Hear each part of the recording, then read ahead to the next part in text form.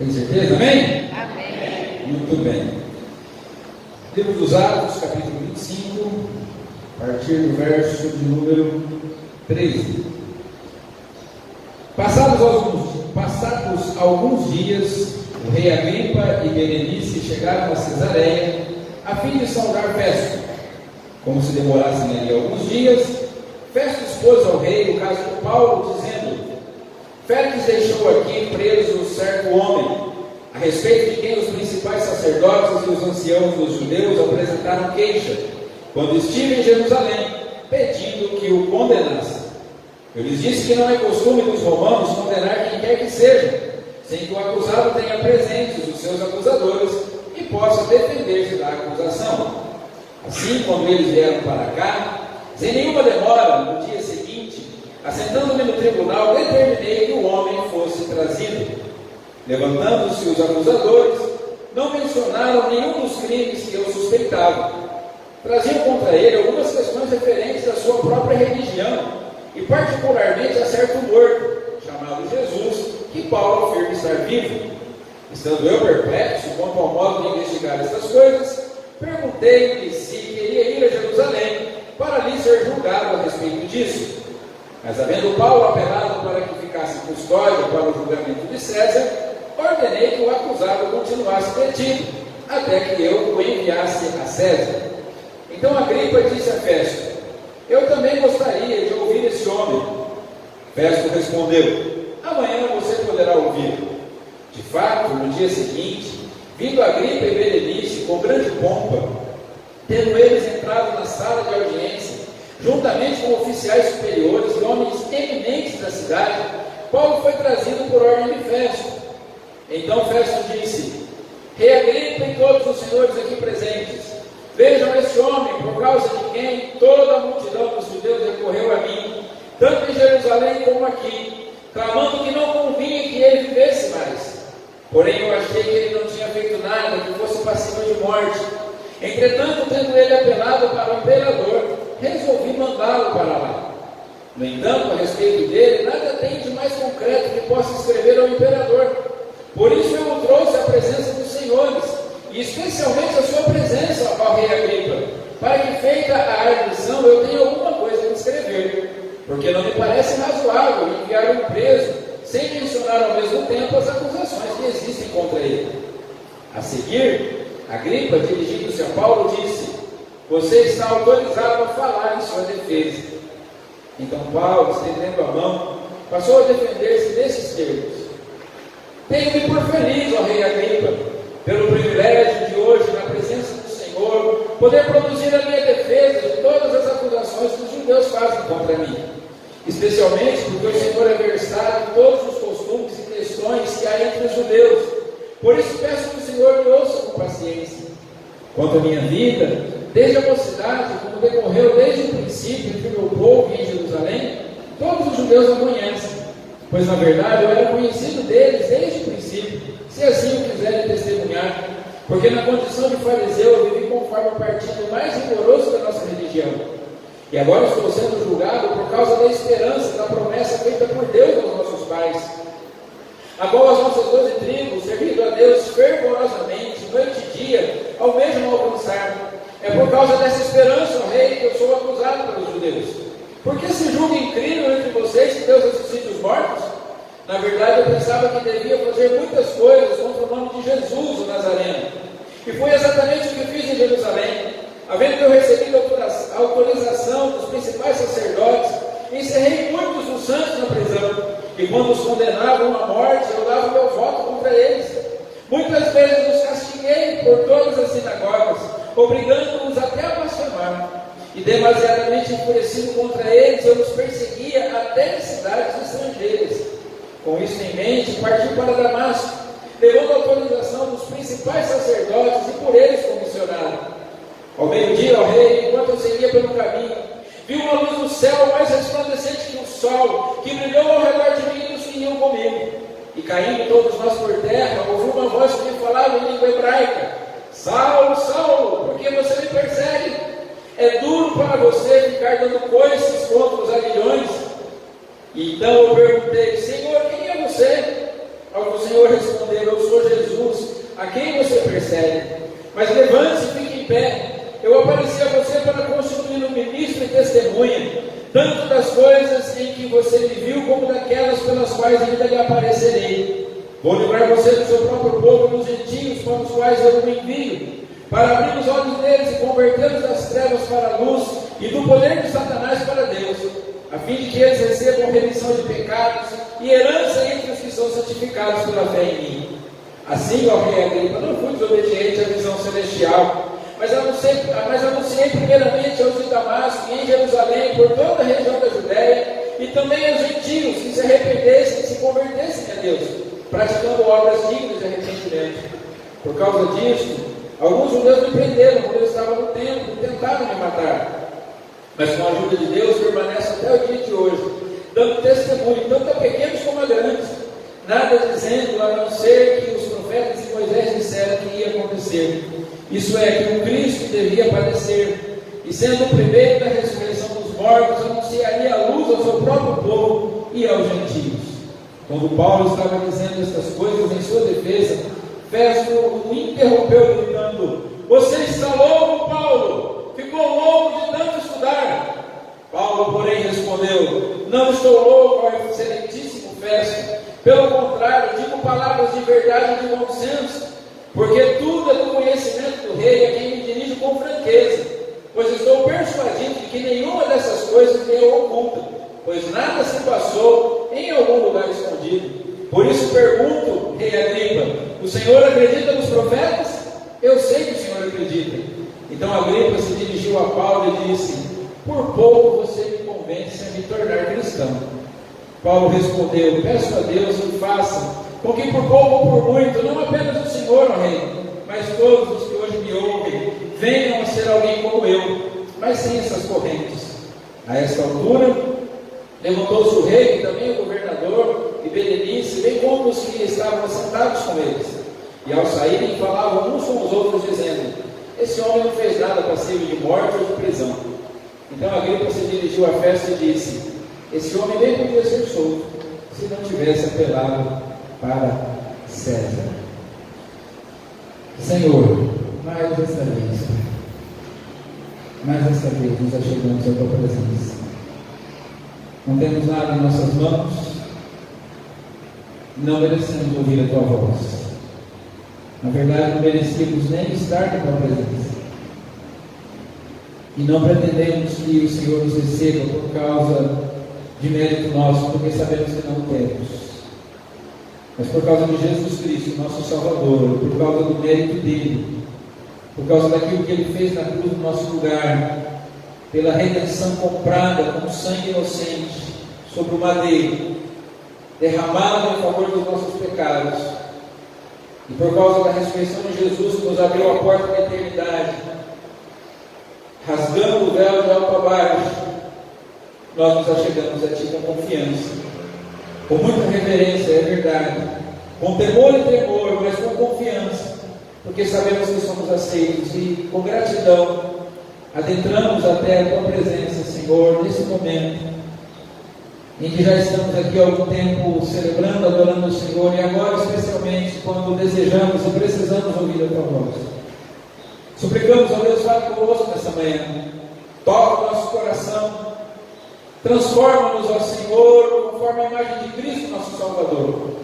Ajuda-nos a compreender, e não só a compreender, mas também, Senhor, a aplicar, e em compreendendo e aplicando a tua palavra na nossa vida, que nos dê, ó Deus amado, através do poder do teu Espírito Santo, a força que nós precisamos, o poder necessário, Senhor, para praticarmos a tua palavra. Ajuda-nos nisso, Senhor. Tem misericórdia de nós. Suplicamos em nome de Jesus. Amém. Amém, queridos? Amém.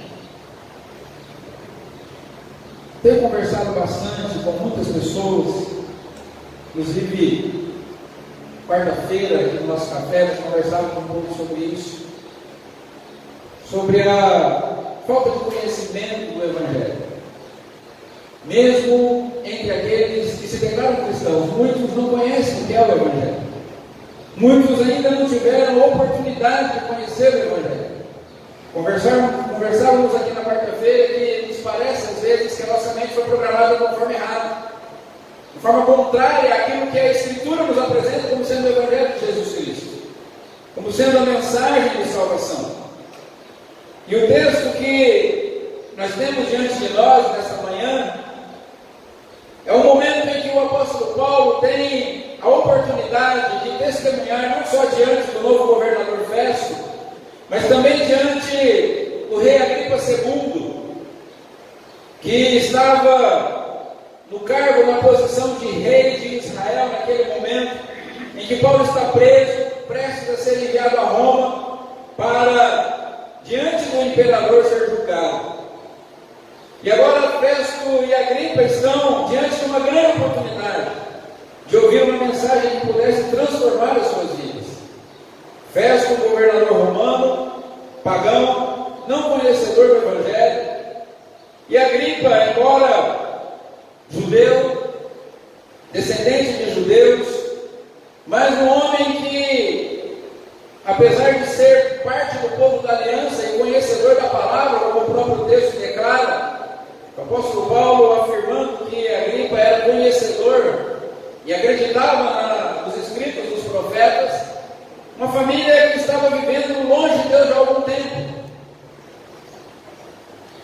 Um dos seus antepassados mandou matar Jesus, outro dos seus antepassados havia decapitado João Batista, um outro deles havia já mandado matar Tiago a espada, e ele agora vivia com toda a pompa, com toda a majestade, com toda a autoridade diante do povo, sendo responsável inclusive por escolher o sumo sacerdote do templo de Jerusalém, mas ao que tudo indica, vivia uma relação incestuosa com a sua própria irmã, uma mulher que já havia sido esposa de pessoas importantes, mas que agora vivia uma relação incestuosa com Agripa II, com o próprio irmão.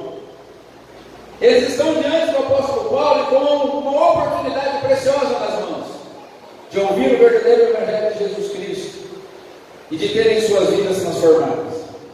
E nós, nessa manhã, temos a intenção de, ao meditar nessa história que lemos, uma história comovente, que a simples leitura já toca o nosso coração, mas nós temos como propósito refletir um pouco sobre como eu e você temos enxergado, como eu e você temos reagido diante da pregação da palavra, diante da pregação do Evangelho. E o que nós desejamos nessa manhã é que todos saímos daqui com uma verdadeira percepção, com clareza a respeito do que é o Evangelho de Jesus. E o nosso desejo nessa manhã é que nós não deixemos a oportunidade passar. O nosso desejo é que, onde quer que as pessoas estejam ouvindo e nos acompanhando, que tenham a mesma oportunidade, não deixe que ela passe. Nosso desejo é que, se algum dia no futuro essa mensagem chegar através da mídia que nós temos, no nosso canal lá no YouTube, alguém que não conhece o Evangelho, que essa pessoa também tenha a oportunidade e também tenha a sua vida transformada. Eu queria então que você acompanhasse junto comigo, com a sua Bíblia aberta aí, nós vamos juntos acompanhar o texto. Os versos 25, aliás, capítulo 25, nos versos 13 até 27, nós nos deparamos com o relato do rei da Judéia, curioso em conhecer o apóstolo Paulo e ouvi-lo. Nós vimos já, como já foi citado aqui, esse Herodes Agripa II, sua irmã Berenice, ele é o último da sua dinastia a governar, era bisneto de Herodes que mandou matar Jesus em Belém, era filho do Herodes que executou João Batista, aliás, o apóstolo Tiago, não é? E ele estava ali diante de uma oportunidade. E quando Festo relata para ele que Paulo está preso, que os judeus queriam que ele fosse executado, que ele fosse condenado, e quando o Festo fala assim, eu não atendi ao pedido dos judeus, porque eu, ao ouvir as acusações, não encontrei nada passível de que esse homem fosse punido e merecesse essa culpa. Assim como Pilatos, diante de Jesus, não tinha condições para condená-lo, não tinha substância no processo, não tinha evidências no processo para condenar Jesus, Festo também agora não tem consistência, não tem evidências para condenar Paulo. E ao relatar isso a Agripa fala assim: olha, eu já ouvi falar desse nome, eu estou interessado em ouvir essa pessoa. Festo, Herodes estava curioso para conhecer o apóstolo Paulo, estava curioso para ouvir o que Paulo tinha a dizer. O Evangelho hoje, para muitas pessoas, também é assim, uma informação diferente. Muita gente tem curiosidade de ouvir o Evangelho ainda hoje. Assim como aquele rei da Judéia, assim como aquele homem importante tinha curiosidade de ouvir o apóstolo Paulo, hoje em dia muitas pessoas ainda têm curiosidade de ouvir o Evangelho. Acessam mensagens, pregações na internet, ouvem pessoas falando a respeito de Jesus, mas infelizmente, como vamos ver desenrolar no decorrer da nossa história aqui, da mesma forma como para Festo a intenção de conhecer Paulo era uma mera curiosidade, ainda hoje para as pessoas o Evangelho fica apenas na esfera da curiosidade. Querem ouvir, querem compreender, querem entender, mas não passa disso, é só curiosidade, é só desejo de informação. Mas que nessa manhã eu e você possamos entender que o Evangelho não é apenas uma mensagem de informação a respeito de Jesus, a respeito da Bíblia, a respeito do Reino de Deus, mas que nós não sejamos meros espectadores e meros curiosos. Aquele homem importante que estava apenas curioso. E quando é trazido Paulo à sua presença, diz o texto que eles estavam num auditório, num ambiente, numa sala de audiências, e se você acompanhou a história, talvez você consiga, junto comigo, imaginar o cenário. O rei entra com seus trajes reais, com a sua esposa, muita pompa, todos os seus servidores ao seu redor, o seu séquito em volta dele. O governador romano também, para não ficar atrás, talvez tenha vestido o seu traje de gala, a sua capa vermelha, o seu elmo de grande comandante romano, e eles todos se apresentam numa grande sala de audiência, e de repente mandam que entre o prisioneiro. E quando entra o prisioneiro, o homem mais perigoso da Judéia, o homem que os próprios judeus disseram que era uma peste que estava pervertendo toda a religião judaica, entra um senhor de aproximadamente 50 anos, baixa estatura, calvo, nariz um pouco avantajado e acorrentado, talvez mal vestido, mas ele se torna o centro das atenções. Ele se torna a presença mais ilustre naquele ambiente, naquele momento. E o homem que entrou no auditório para ser julgado, agora ele começa a julgar as pessoas que ali estão. Agora ele começa a apresentar a condição de cada um que estava presente naquele lugar. Porque essa é a mensagem, é a função do Evangelho. Mostrar ao homem quem ele é. Mostrar ao homem a condição em que ele se encontra. Então aquele homem simples, acorrentado, em que o grande rei estava curioso em ver, eu fico imaginando talvez todas aquelas pessoas importantes, quando vem aquele senhor entrando, talvez ele tivesse dito assim: era isso aí que ele estava esperando para ver. Era esse pobre coitado acorrentado. Mas aí então, depois de feita a apresentação por Festo, o rei Agripa diz a Paulo que ele podia se manifestar.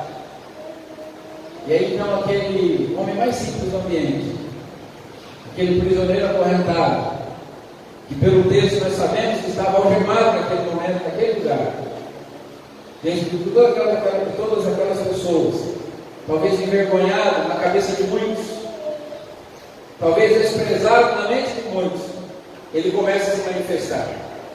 E quando ele começa a falar, ele se torna o centro das atenções.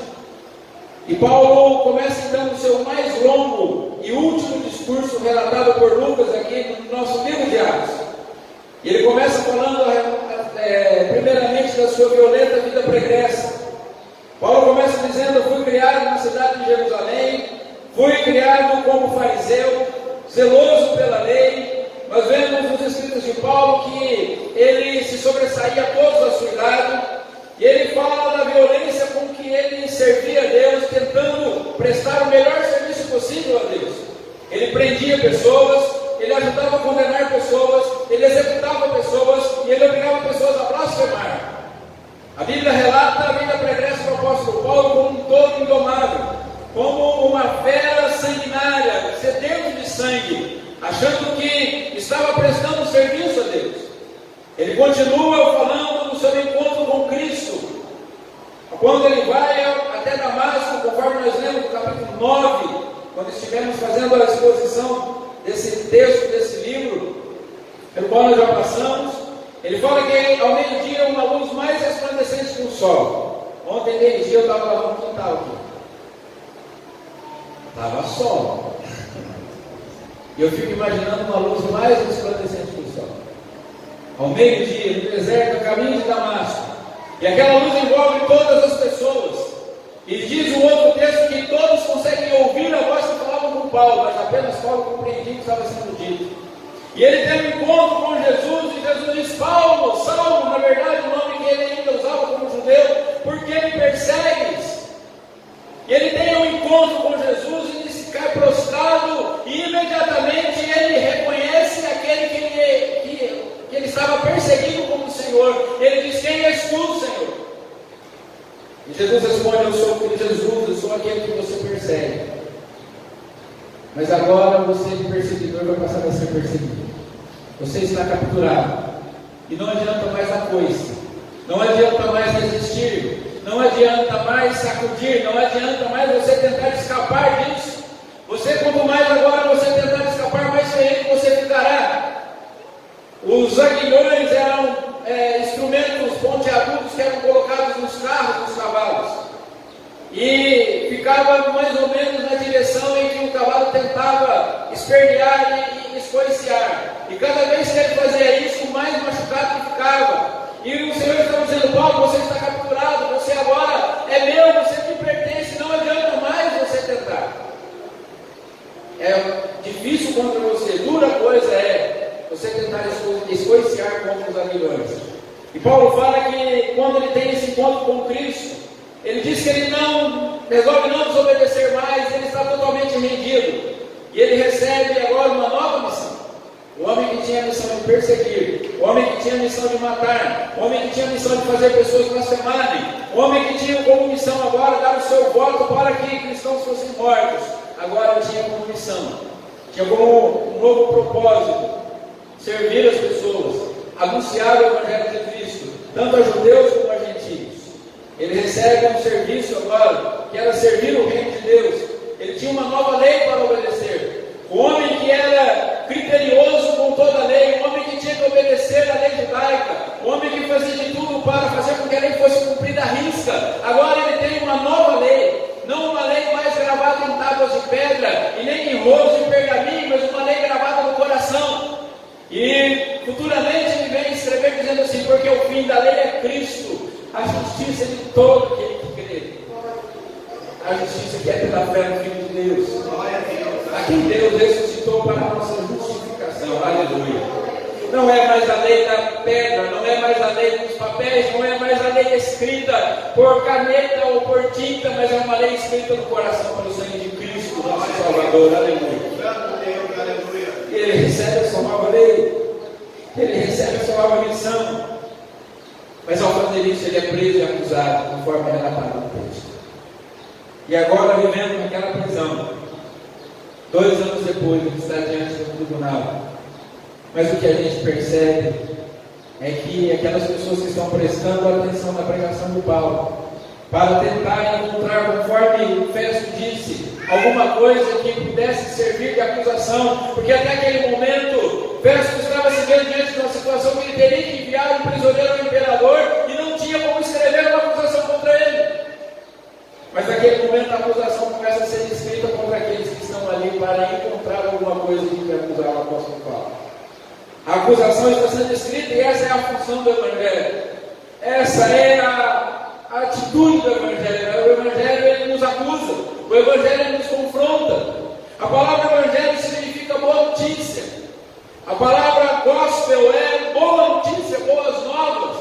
Mas a boa notícia para nós começa com uma má notícia. Que apesar da nossa religiosidade, apesar do nosso zelo, apesar da nossa vontade de fazer o que é certo, apesar do nosso desejo de andar na presença de Deus, todos somos pecadores e todos precisamos da graça e da misericórdia do Senhor. Amém. E naquele momento, todas aquelas salas se tornam culpados. Todas aquelas salas, diante daquele Senhor simples e algemado, começam a ser acusados de transgredir a lei de Deus. E por causa da transgressão estão todos condenados. Quanto mais tentam entender que a acusação deveriam escrever sobre Paulo para enviar ao imperador, muito mais tinham de acusação contra si mesmos. Muitas vezes, hoje em dia ainda, pessoas dispostas a prestar atenção na pregação do Evangelho, pessoas que são simpáticas à causa do Evangelho, não têm a intenção, a expectativa de que o Evangelho traga mudança e transformação das suas vidas. Muitas pessoas são simpáticas ao Evangelho, ao movimento cristão, mas são pessoas que estão apenas prestando atenção. Não tem expectativa que esse Evangelho traga mudança em sua vida. Mas o que Paulo está dizendo é que quando ele teve encontro com Jesus, a vida dele muda. A vida dele é transformada, de fora para dentro, a partir do coração. E que nessa manhã eu e você possamos olhar para o Evangelho de Jesus Cristo, não com a expectativa de apenas adquirir mais conhecimento, não com a expectativa de apenas ouvir uma nova história, ou uma história que já ouvimos, mas de repente lembrar um pouco a história que já conhecemos, mas que o Evangelho traga mudança e transformação na nossa vida, assim conforme o relato que Paulo tem aqui. Enquanto Paulo está falando sobre isso e dizendo a respeito da morte, da ressurreição de Cristo Jesus, da salvação pela fé em Cristo, o discurso de Paulo é interrompido com uma de duas frases que são chaves desse texto. A primeira é do Festo, que diz assim: estás louco, Paulo? Paulo, você enlouqueceu, você pirou na batatinha, como dizem as pessoas aí, os jovens. Não sei se os jovens falam isso também, mas multa toda hora. Né? Tá maluco? Tá doido? Nada a ver, Paulo. O que é isso? De onde você tirou tudo isso? Você estudou demais, os seus miólogos cozinharam. Warren Wiersbe escreve falando sobre isso, dizendo: é estranho o Festo não ter considerado Paulo igualmente louco por perseguir a igreja. Então, assim, enquanto Paulo está falando que ele é perseguidor da igreja, que ele matava pessoas, que ele perseguia pessoas, que ele condenava pessoas, estava tudo muito bem. Mas quando Paulo agora fala que de Jesus Cristo, do Salvador, e que agora a mensagem do amor, isso parece loucura. É estranho que ainda hoje coisas que deveriam parecer loucura para nós são coisas comuns, são coisas normais, e coisas que deveriam ser a verdade para nós parecem loucura. Alguém que começa a servir a Deus com integridade, depois de ter vivido uma vida fora da presença de Deus, o Senhor parece que ficou louco, parece que ficou maluco. Ninguém chamou o Moody de louco quando ele se esforçava para vender sapatos e ganhar dinheiro. Mas quando ele começou a ganhar almas para Cristo, as pessoas o apelidaram de Moody, o maluco. Não foi a primeira vez que alguém chamou o Paulo de louco, conforme lá em 2 Coríntios 5:13. Mas Paulo está falando o seguinte, o exemplo do seu mestre Jesus Cristo. Palavras do nosso comentarista Warren Wiersbe. O mundo acha loucura uma vida diante da presença do Senhor, diante da presença de Deus. Onde já se viu um jovem viver uma vida pura diante de Deus, uma vida moral ilibada, não se envolver com os prazeres desse mundo para servir a Cristo, é loucura. Aonde já se viu um homem e uma mulher se dedicarem um ao outro no casamento, servindo a Deus com pureza e integridade, é loucura. Aonde já se viu no mundo em que todo mundo quer se dar bem, todo mundo passa as pessoas para trás a qualquer custo para ganhar dinheiro, aonde já se viu num mundo desse alguém ser íntegro e honesto, é loucura. Aonde já se viu alguém se importar com pessoas que estão perdidas, que estão indo para o inferno, e falar de Jesus todos os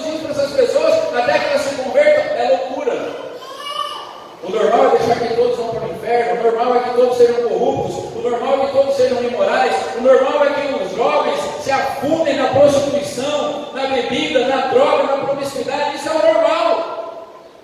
Irmãos, o que eu e você hoje estamos tratando como loucura e o que estamos tratando como coisas normais?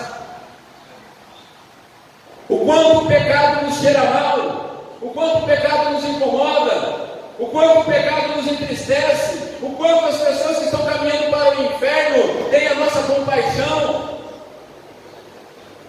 É tempo de arrependimento, é tempo de parar de achar que o evangelho é loucura e que é normal, é o pecado.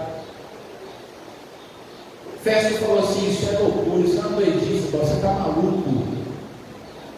Até porque Paulo pregava a ressurreição, e a mensagem do evangelho é loucura para os gentios.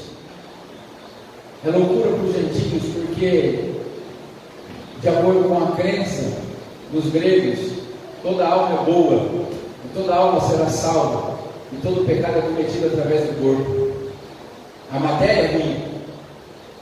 Se você já assistiu algum filme antigo que fala sobre a história dos gregos, dos romanos, você já deve ter visto lá os funerais, em que se coloca uma moeda sobre cada olho do defunto, taca fogo no corpo.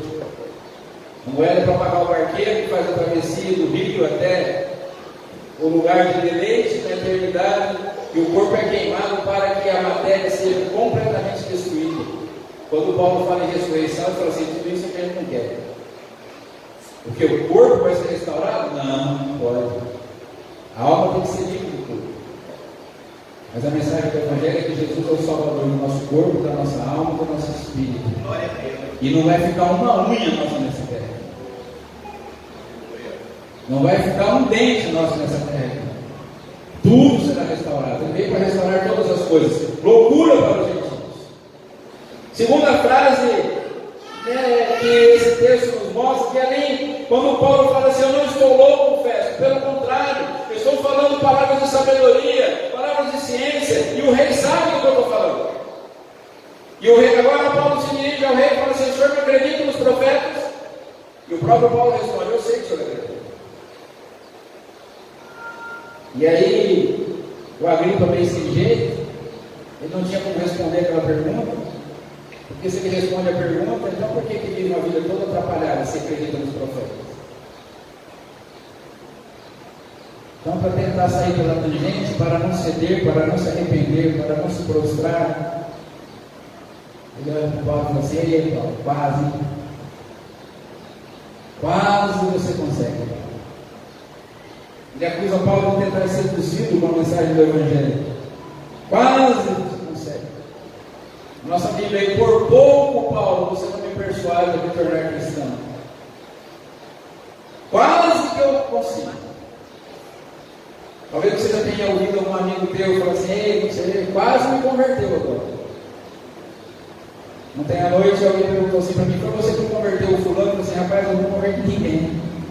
Não tem capacidade de converter uma só pessoa. Quem converte é Jesus Cristo, através do Espírito Santo. E a Bíblia fala assim: quase, Paulo, quase me tornou cristão. Mas para os judeus a mensagem do Evangelho não é uma loucura, mas é um escândalo. Porque como um rei como Agripa, cheio de pompa, talvez com várias joias nas mãos e no pescoço, uma coroa na cabeça, um manto real, vai se render, se prostrar diante de um rei que morreu nu na cruz. Loucura, vergonha, é um escândalo para os judeus. O nosso rei, o nosso Messias não pode ser, ou não pode ter sido carpinteiro de Nazaré, que nasceu pobre, que viveu no meio da pobreza, no meio dos pobres, que foi condenado à morte e morreu nu numa cruz. Esse dia que nós celebramos a ceia do Senhor, é importante que você forme na mente, nesse momento, como Jesus morreu na cruz, por mim e por você. As obras de arte que retratam a crucificação de Cristo, retratam um homem usando uma roupa de baixo. Mas isso é só para suavizar. Jesus foi pregado naquela cruz, irmão, sem roupa nenhuma. Nenhuma. Eu e vocês estamos todos muito bem vestidos aqui. Mas o o nosso Salvador, para que nós pudéssemos estar aqui hoje, assim como estamos, subiu nu numa cruz, crucificado, esbofeteado, cuspido, envergonhado, amaldiçoado, para que eu e você pudéssemos estar aqui hoje. Essa é a imagem do nosso Salvador. Essa é a imagem que eu e você precisamos ter de Jesus. Eu acho que essa imagem que nós precisamos ter quando formos desobedecer a Deus, quando formos desonrar o Senhor. Porque Jesus não subiu naquela cruz para que nós vivamos uma vida legítima, deliberadamente no pecado, desobedecendo a Deus de propósito, conhecendo a verdade. Agripa fala assim: Paulo, o discurso é muito bonito, mas eu não vou me render a esse rei. Eu não posso me render a um rei que não tem uma aparência tão bela quanto a minha. Mas aí Paulo responde assim: quem dera que por pouco, por muito, todos vocês nessa sala se tornassem como eu, com exceção dessas algemas. Quem dera por pouco, por muito. E deprimentemente o nosso texto termina com todas aquelas pessoas virando as costas. Agripa não aguenta a mensagem, ele simplesmente se levanta e vira as costas e vai embora. Ignora Paulo e diz assim: pelo que eu vejo, esse homem não fez nada de ir embora. Se não tivesse apelado para o imperador, podia ter ser solto. E viram as costas para o Evangelho. Hoje em dia, muitas pessoas, ao ouvir a mensagem do Evangelho, que confrontam, ao ouvir a mensagem do Evangelho, que cobram a decisão, ignoram e viram as costas, faz conta do escultor. Todas aquelas pessoas rejeitaram a palavra de Deus naquela sala, naquele dia. Estava diante deles, irmãos, nada mais nada menos do que o maior pastor, o maior evangelista, o maior missionário, o maior escritor cristão que esse mundo vai conhecer. Eles viraram as costas. Talvez essa mensagem hoje traga algum confronto para mim e para você. Talvez, ao tentarmos olhar para o apóstolo Paulo e encontrar alguma falha nele, nas Escrituras, para justificarmos o nosso pecado e o nosso afastamento de Deus, e talvez a nossa inconsistência da nossa fé, talvez ao olharmos para tudo isso aqui e falar assim: vamos tentar achar aqui alguma coisa que justifique a minha frieza espiritual, o meu afastamento de Deus, a minha prática no pecado, a minha falta de compromisso com a minha comunidade de fé. Vou tentar olhar nesse texto aqui na Bíblia para descobrir determinada falha nessa construção, nessa narrativa. Talvez seja essa a nossa intenção ao prestarmos atenção à palavra nessa manhã, mas eu imagino, eu creio que se o Espírito Santo realmente está presente aqui, não é isso que está acontecendo. Eu creio que hoje os aguilhões continuam nos ferindo como nunca. E é insanidade tentar recalcitrar contra eles, espernear contra eles. Não é possível mais. Li uma frase que eu já tinha lido algumas vezes, e eu li essa semana de novo, que diz assim: lendo a Bíblia encontrei muitos erros, todos eles em mim. Talvez ao olhar para o apóstolo Paulo tentando encontrar algum erro, sejamos encurralados como toda aquela audiência naquela sala, naquele dia em Cesareia, no palácio do governo dos romanos. Muitos hoje em dia vão ouvir essa mensagem e vão virar as costas. Muitos hoje em dia viram as costas da pregação da palavra e rejeitam a oportunidade de entregar a vida a Cristo, de se consertar com Jesus, de servir ao Senhor cada vez mais. Muitos ouvem ainda essa mensagem e ainda decidem continuar religiosos, coração endurecido, preso à frieza da religião. E não se deixe transformar pelo Evangelho de Jesus Cristo. E testemunhar ainda que seja em desvantagem social, preso por algemas, mas cativo à obediência de Cristo. Aleluia. Quero concluir dizendo que Festo e Agripa e todos os demais presentes tiveram essa oportunidade preciosa de entregarem a vida a Jesus. Mas eles preferiram ignorar e continuar vivendo longe do Senhor. Trataram a pregação do Evangelho com sarcasmo e indiferença. Zombaram o mensageiro de Deus. E nós precisamos aprender que ser cristão é muito mais do que ser mero ouvinte ou espectador. Porque somente aqueles que confessam Cristo como seu Salvador e se entregam inteiramente a Ele e são cheios do Espírito Santo, que é quem nos santifica, somente esses desfrutarão da eternidade com Jesus. É triste afirmar, mas ainda hoje muitos quase serão salvos, mas estarão eternamente perdidos.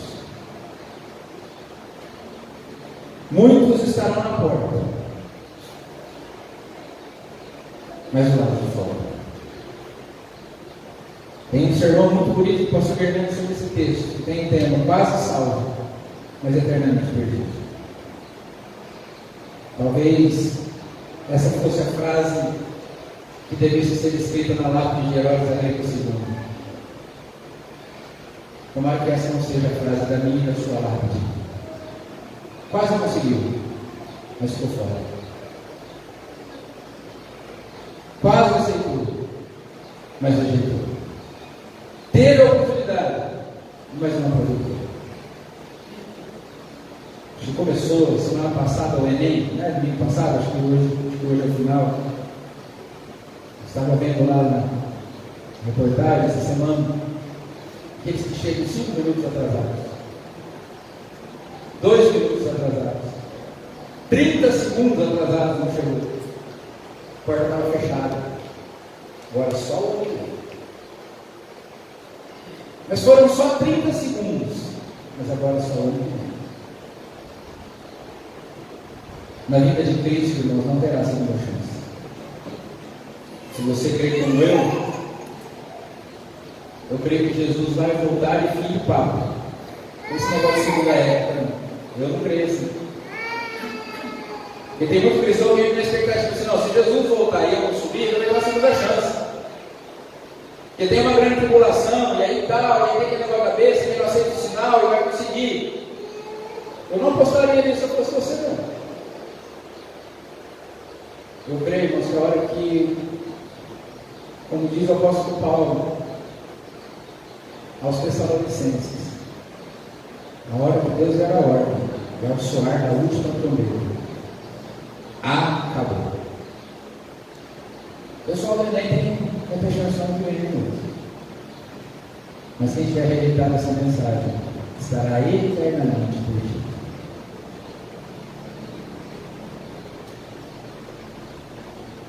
Talvez você trate essa mensagem hoje também com sarcasmo, com indiferença, com rejeição,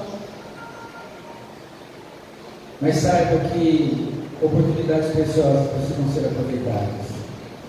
E que Deus nos ajude, irmãos, a não ficarmos apenas na curiosidade, na atenção, na simpatia ao Evangelho. Jesus não é um mestre de moral. A mensagem de Jesus não é uma mensagem agradável, legal, bonita, não é. Se Jesus quer pregado aí, Jesus quer amor, esse Jesus não é o Jesus da Bíblia. Quem fala que a misericórdia de Deus supera a justiça e a ira de Deus não conhece a Bíblia. Não conhece o Deus da Bíblia, não conhece o Jesus da Bíblia. Quem está vivendo um evangelho de simpatia, de atenção, de curiosidade, a mensagem do evangelho é bacana, mas não transforma a vida. Mas aqueles que tratam o evangelho de forma diferente, aqueles que não conhecem o evangelho do confronto, o evangelho da pregação da palavra, precisam estar muito atentos e pedir a ajuda e a misericórdia de Deus. Porque se o evangelho que nós estamos ouvindo, se o evangelho que nós estamos consumindo às vezes, não está trazendo mudança de vida na nossa casa, no nosso casamento, no nosso caráter, na nossa maneira de nos relacionar com as pessoas, nos nossos negócios, em tudo que nós fazemos, não é o evangelho de Jesus. Não pode ser. É impossível um homem ouvir a pregação do evangelho, dar crédito ao evangelho melhor, um pai melhor, um cidadão melhor. É impossível uma mulher não ser confrontada com o Evangelho, entregar a vida a Jesus de verdade e não ser uma esposa melhor, uma mãe melhor, uma cidadã melhor. É impossível um jovem, um adolescente ouvir, ser confrontado pelo Evangelho e não viver uma vida de santidade, porque se isso não acontece, não é o Evangelho de Jesus. O Evangelho de Jesus transforma. Pastor, mas não é o Evangelho da graça? É, mas é a graça que transforma.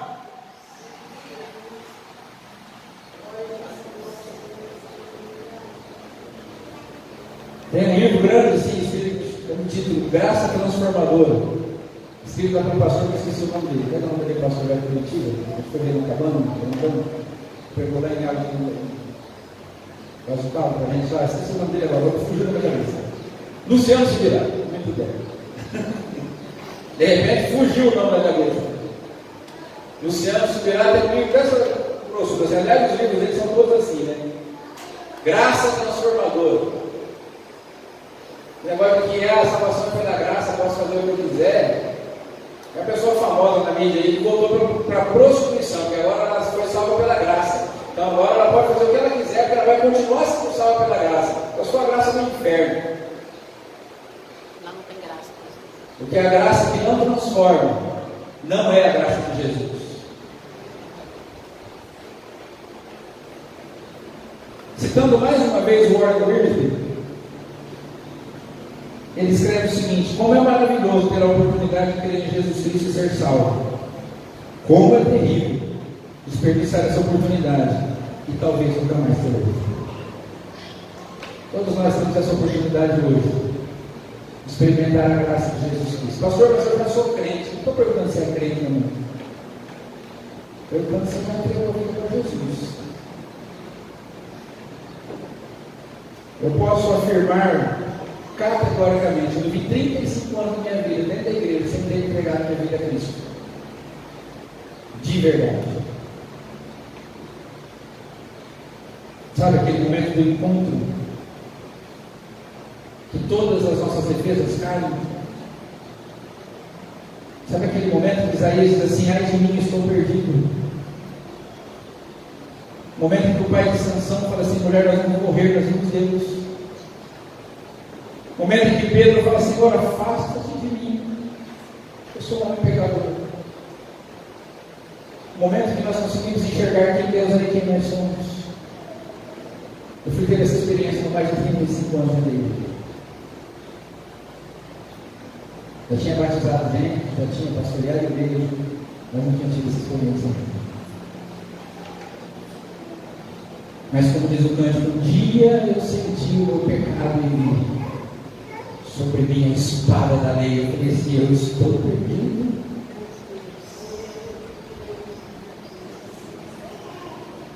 E aí sim o Evangelho se tornou uma boa notícia. Porque eu estendi as minhas mãos, o Senhor pegou nas minhas mãos e tem me segurado na presença dele. Tem me sustentado nas suas mãos até hoje. E todos os dias eu oro: Senhor, não me solte, minha vida. Isso é o Evangelho. Isso é o Evangelho. Então, se você está tendo essa experiência, essa oportunidade hoje, não jogue fora. Suplico a você, não desperdice. Entregue seu coração a Jesus. Porque se você rejeitar essa oportunidade hoje, eu peço a Deus que você tenha outras, mas eu não posso garantir que você terá.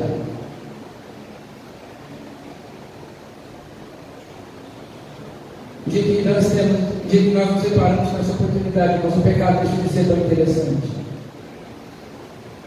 O dia que a gente tem esse encontro com Jesus, desagradar a Deus dói. Andar longe de Deus traz sofrimento. É muito comum hoje a gente ver pessoas que se declaram cristãs vivendo deliberadamente no pecado e gostando, pior disso, gostam. Encontram no pecado a alegria e o prazer. Que Deus tenha misericórdia de nós. Que o Senhor tenha misericórdia de nós. Para que essa oportunidade hoje seja aproveitada. e não desperdiçar. Estou falando isso com aqueles que já se declaram cristãos. E falo também para aqueles que não entregaram a vida a Cristo nunca, que não são cristãos, que nunca foram à igreja, que não assumiram um compromisso público com Jesus. Entregue sua vida a Cristo. Seja salvo. Abra mão da pompa, da fama, dos prazeres desse mundo, para se tornar como um algemado por Cristo. Talvez aos seus olhos Paulo era o mais miserável daquela sala, mas na verdade ele era um príncipe entre miseráveis pecadores, um príncipe de Deus, um príncipe de Jesus. Que seja assim na nossa vida. Para a glória de Deus, curva a sua cabeça, feche seus olhos, quero orar com vocês.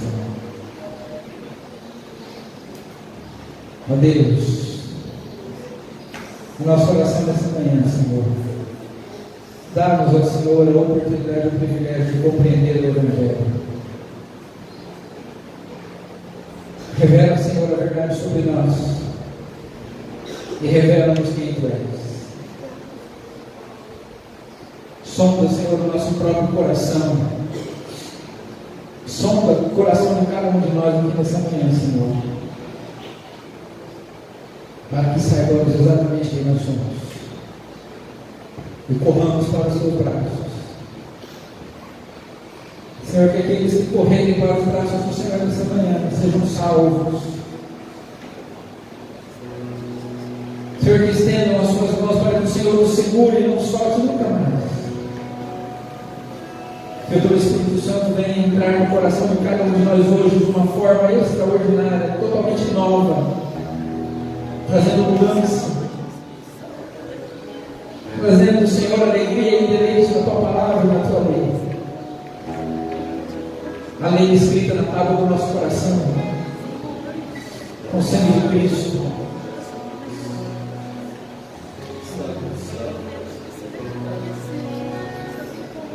Nós possamos viver sobre essa lei, sempre sobre essa lei.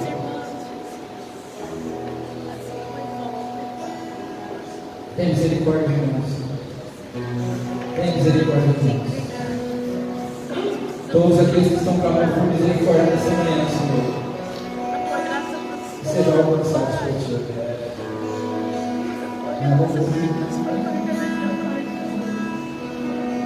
Foi escrito com pena eterna,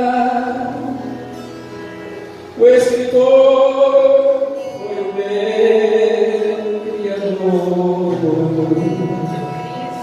Esta tinta jamais se apaga, é o sangue de nosso Senhor. Essa é a lei que precisa estar gravada no nosso coração. A lei que foi escrita no coração de Paulo depois que a antiga lei deixou de vigorar, depois que a antiga lei se cumpriu em Cristo. A lei que precisa estar escrita no meu e no teu coração é essa lei. Aleluia. Foi escrito com pena eterna, o escritor foi o meu Criador. Esta tinta jamais se apaga, é o sangue de nosso Senhor.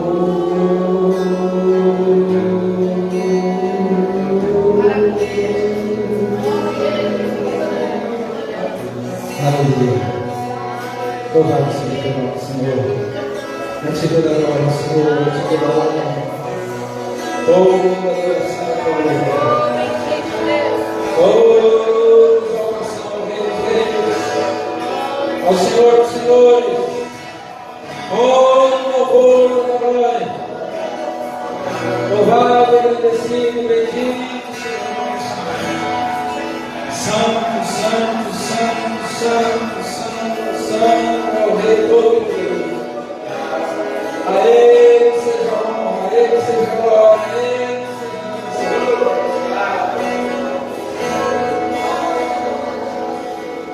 o que mais poderá separar-me esse amor que mudou minha vida e ainda pequeno e informe com o nome do livro escrever. Foi escrito com pena eterna. O escritor foi o meu Deus. Essa misericórdia, Pai. Se misericórdia, Pai. É o sangue de nosso Senhor. Glória a Deus. Se a vida me traz tantos vales, desafios que causam temor, eu me lembro do livro da vida, do meu nome escrito com amor. Foi escrito com pena eterna. O escritor foi o meu Criador. Esta tinta jamais se apaga. É o sangue de nosso Senhor.